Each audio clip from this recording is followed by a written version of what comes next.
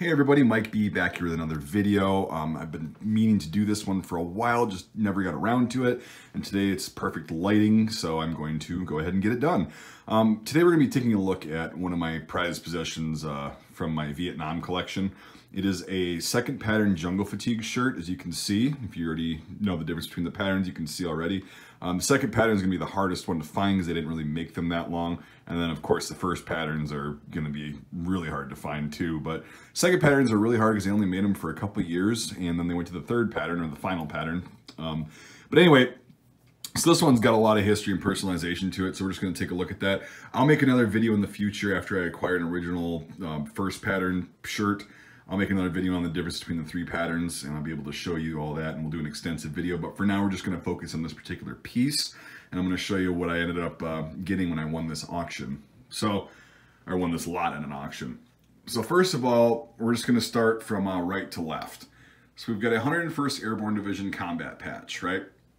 So this guy was probably in the 101st in Vietnam, judging by the rank and all the insignia and stuff on here. His last name was Hilliard. And judging from this collar, you can tell there's a ghost of an older rank. He was a captain when he was wearing this jungle fatigue shirt and was promoted to major at one point. It's got some really nice early infantry cross rifles, the embroidered ones, and then a nice CIB, colored CIB, which is really cool. I love those. And then that looks like an in-country made senior parachutist badge. And then a nice, looks like a either theater made or because they're too thin to be the U.S. Army issued ones. But I could be wrong. And it's also got white sewing on it, so I'm guessing this was done at a local tailor in Vietnam. And so it's got the U.S. Army tape. Of course, you got the covered buttons on the pockets, little hint. Now, what's really cool, too, is he's got a Ranger tab. So I don't know if he went through Ranger school before or after he went to Vietnam, but you can tell that that's if you guys know that patch, if you guys were at Fort Benning around the time I was and any time before, that's the old Follow Me Ghost patch. So he took that off of this uniform for whatever reason. I don't know why.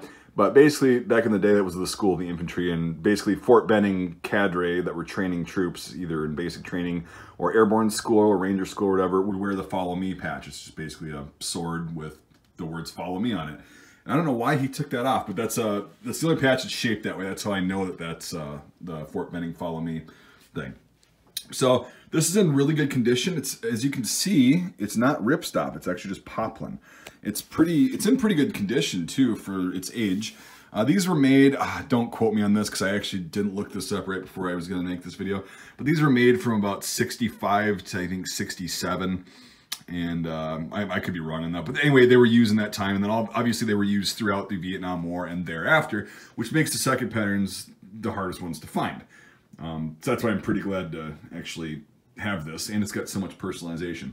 So this is just a generally sweet piece. I'm not bragging. I'm just showing you that there are really good things out there still that aren't, you know, in some collector like me's like collection. People have this stuff and they just get rid of it. You know, they got it at a garage sale or whatever.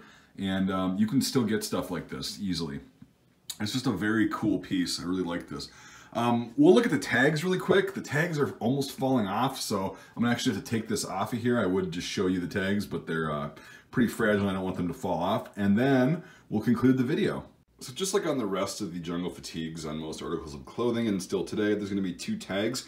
One of them is gonna be the instruction label. It's usually located on the bottom right hip pocket. And then you got the size tag, usually. This one's got both of these. They're detached quite a bit, so I'm just gonna kind of give you a brief overview of this. So you can see it says instruction label, Coatman's Combat Tropical. You can pause that and read that. I don't have to go over that and waste your time.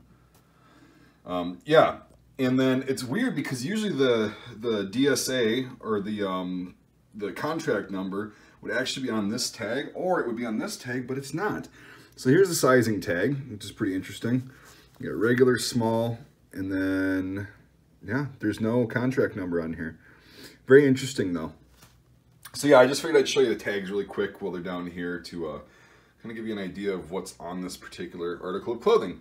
No contractor, no maker, manufacturer, just the size and the instruction label. Very interesting. So, all right, we'll get back to the actual thing and then we'll wrap up the video. All right, so now that we've got the tags kind of gone over or whatever, I just kind of want to get, you know, another little once over on this uniform, see if I missed anything. It's pretty straightforward. It's a sweet piece. I really like this a lot, if I haven't mentioned that already. I think that's a actual, like a in-country made Ranger tab. So for all you Rangers out there, that's pretty cool history, isn't it? Yeah. Anyway, that's CIB too. I just love that thing. So again, I will in the future be making a video once I snag an original first pattern jungle fatigue shirt. I'll be making a video comparing the 3 different patterns, and I'll be using this as a prop for that.